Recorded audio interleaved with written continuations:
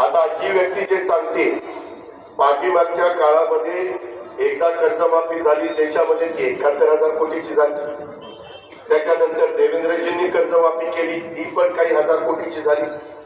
त्याच्यानंतर मध्ये आम्ही सरकारमध्ये असताना एकदा कर्जमाफी तिसरी झाली, ती पण कर्जमाफी काही हजार कोटीची झाली.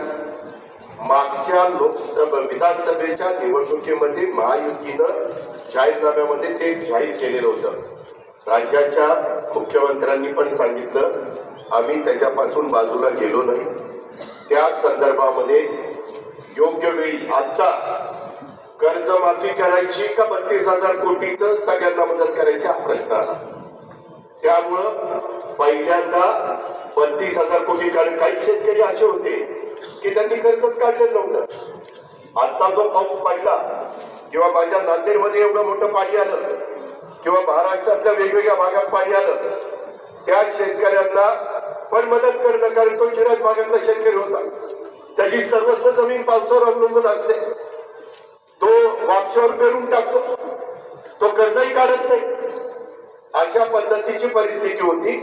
आणि मी आज पण पुन्हा तुम्हाला सांगतो, शिरीष भाऊंच्या आणि बाकीच्या सगळ्या मान्यवरांच्या पक्षप्रवेशाच्या निमित्तानं या संदर्भामध्ये त्यापासून शासन बाजूला गेलेलं नाही. मुख्यमंत्र्यांनी पण सांगितलं की आम्ही ती देणार आहोत. परंतु हे सगळं करत असताना मित्रांनो, आपल्याला मी तुम्हाला सांगतो, इथं लाडक्या बहिणी बसल्या. लाडक्या बहिणींना 45,000 कोटी रुपये वर्षाला त्यांच्या दर महिन्याला 1,000 रुपयाप्रमाणे द्यावे लागतात. किती? 45,000 कोटी.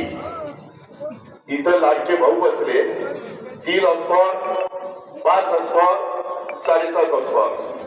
3 प्रकारच्या मोटारींची बिलं आता तुम्हाला येत नाही. येतात का? नाही येत. त्याच्याकरता